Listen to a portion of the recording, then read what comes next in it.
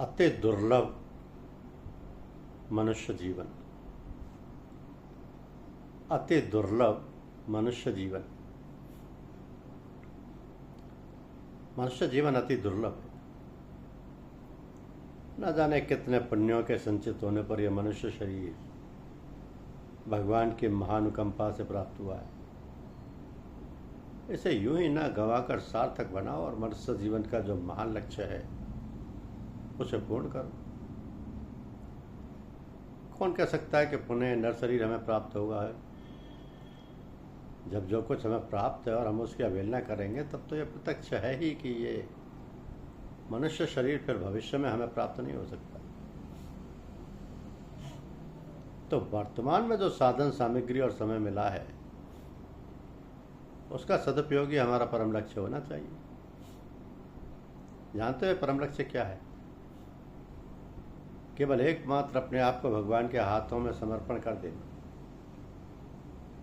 तो कैसा समर्पण हो? ये सबसे सरल सीधा निष्कपट मार्ग है। कहने सुनने में कठिन नहीं, अति कठिन, वरन महाकठिन और असंभव सा, किंतु व्यावहारिक जीवन में लाने में अति सरल, महासरल और संभव। जो भी कर्तव्य तुम्हारे सामने है, जो भी परिस्थितियां तुम्हें घेरे हैं, जो भी समय हो, सरलता के साथ उसके पालन करने में लग जाओ।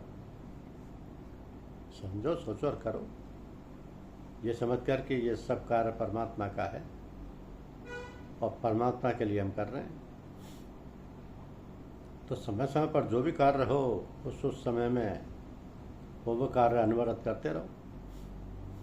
ये समझ ना हटने पाए कि ये कार्य है सब उसी का, परमपिता परमात्मा का, और हम उसी की आज्ञा का पालन और स्वधर्म कर रहे हैं। कितनी भी झंझट सामने आए, कर्तव्य विमुख ना हो, केवल परमपिता परमात्मा का आसरा, भरोसा और सहारा लिए रहो। ये कुंजी है सरल जीवन यापन करने की।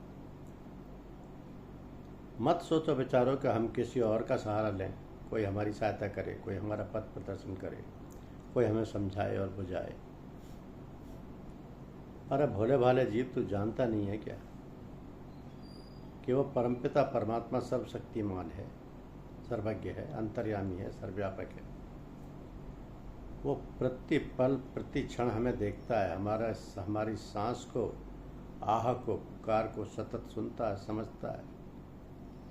हम तुम कोई भी उसे धोखा नहीं दे सकते, क्योंकि वो अंतर्यामी है। वो सब समझता है, जानता है कि हम सब क्या चाहते हैं।